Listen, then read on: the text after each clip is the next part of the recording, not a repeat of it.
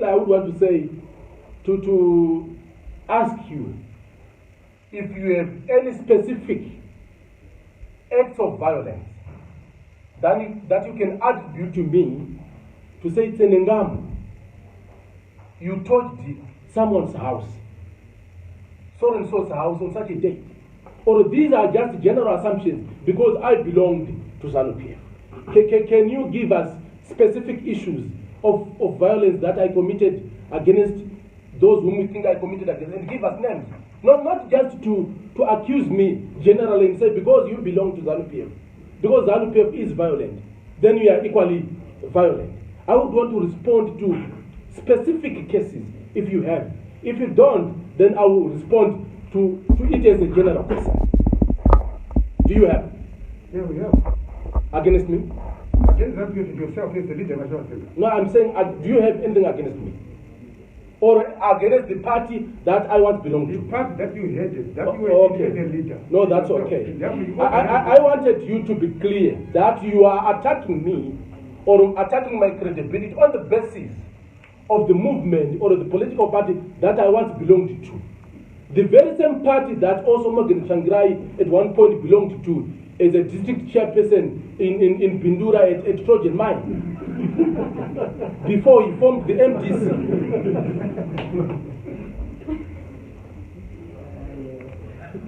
So yes, I'm coming from ZANU-PF. And I had every reason to be ZANU-PF. If you go to the ZANU-PF log, it says unit, peace and development. Are you against that? Obviously, anyone who is normal would not go against a party that goes for unity, for peace and development. If you go through the ZANU-PF constitution, you have no reason whatsoever to go against it. There's no reason. And I'm not attacking ZANU-PF. Because you still have people in ZANU-PF who are not corrupt. Not everyone in ZANU-PF is corrupt. We are not going to attack institutions. We have to deal with specifics. I started attacking corruption when I was the National Political Commissar of the ZANU-PF Youth League. Last year in 2019, around June, July, before I was expelled, we addressed a press conference here when I was still the National Political Commissar, when we pointed out Kuda, Tafazwa, and Billy. I was a member of the Central Committee. With all of the benefits that you can think of, I had a Ford Ranger, a very good one. I had a very good salary. By January 2020, I was getting around 8,000 pounds. That was then. And I'm sure they've reviewed it. By then it was enough for me. I would have chosen that convenience and sacrificed my conscience. It doesn't mean that if certain people are violent in ZANU-PF, then everyone else is violent. It doesn't mean that when certain people are corrupt in ZANU-PF, then everyone else in ZANU-PF is violent. It's not. The same. Even when my brother Nero, he's my brother, a very good one, and I have no reason to run away from him. Does it mean when his film or himself stood for Zula in that labor dispute, does that then mean the MDC is no longer a labor party? Does that mean everyone in MDC participated in that court case against the workers? It's not. When you have the vanguard in a certain political party, the MDC, does it mean that every member who voted for MDC is a vanguard member? It's not. Even Josepha akararama muimba yemunhu akanga asiri right, but hazvina kumutenda kuita munhu asiri right. Kune macomrades ari muZANU-PF vari kutorwadziwa nezviri kuitika. So we are not going to attack a party. We are attacking what is bad. So, inini fine ndiri kubva kuZANU-PF. Muri kuda here kuti ndidzokere? Ishu yenyu ndeyekuti rega kurisa uoni. Dzokera ikoko munoramba muchiimba zvamakamuchiita. Ndo zvamuri kuda chii? because ndikaramba ndikange ndiri kuZANU-PF unonzi ibva ikoko handiti ndikabva onzi wakanga uriko dzoka, so muri kudei? Ndiani asina background? Hakuna. It's not about me. I'm not a saint. I've never said I'm a saint. But all I'm saying is I'm against corruption and the related economic injustices and what is happening in the country. Even when I was in ZANU-PF, before Mugabe expelled me, I stood up and said, the way you are treating Mnangagwa is wrong. Musambate maiva muno mandakati touch not the successor. Ukambata wanyura. Ende muso akambata akabanyura sure. Tinonge tinopenga tichitaura. Vanhu vachifunga kuti tinodomoka. Later on people will realize that no. Apa tinenge tichongotaura zvinhu because tiri concerned. Mukoma handina kutanga kutaura kuti kuri kubiwa ndabuda muZANU-PF.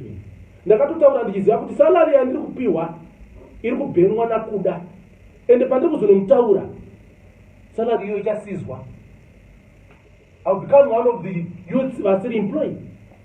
Mota iri kutorwa. So far ndakatorwa Ford Ranger mudhara ndaaneka Honda Fit. From a Ford Ranger T6.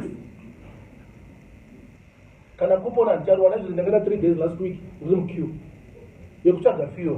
I had to make a decision either to sacrifice my conscience for convenience, and I said no. So those who feel Tinotenengamu is not the right person to say this. Chitanga ikutaura ndimi tokutsigirani. But why makanyarara? Tikutaura because makanyarara. Vashoma vari kuita zvakaipa. Vari kuzviita because veruzhinji makanaka manyarara. So chiuya mutitungamirire isitangotanga. It's not about a position. Then secondly, you said my political parties. It's their constitutional right kuva nema parties. But all I'm saying is we are not going to organize ourselves around political parties. No. We are organizing ourselves as individuals. ZANU-PF will continue to exist. The MDC will continue to exist. If they want to contest my elections, let them do. But we have contested elections in Ghana since 1980 to this day. You have elected MPs. Vasisiri kuwanikwa kumusha. MP azvariwa kuti member of parliament. Zvakuriwa kuti missing person. Whether ndewe ZANU-PF or MDC. Councillor haana chaari kuita. President haana chaari kuita. So the issue is, are we going to wait for 2,400 individuals? 3 vari presidium, plus or minus 30 vari cabinet.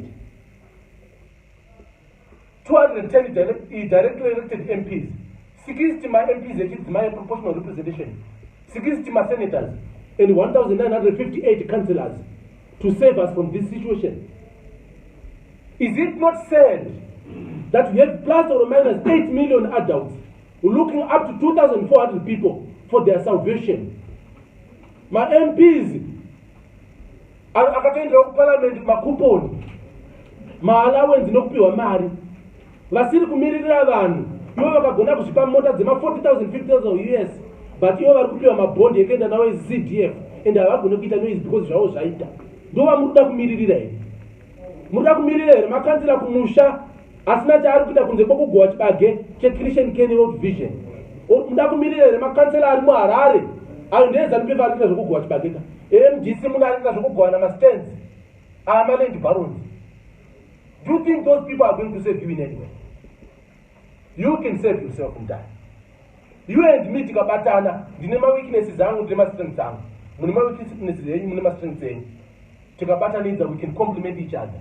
You ask the truth kuwanda musari kwechiguru. Hatina reason ndara yekuwanda musari kwechiguru.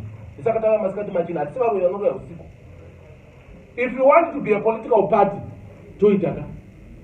Torambidzwe.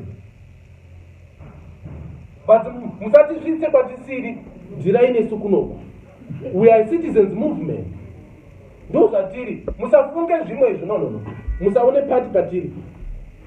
Imi mudhara munogona kuti mukatotanga kutoti leader, hatina problem nazvo. All we want is salvation.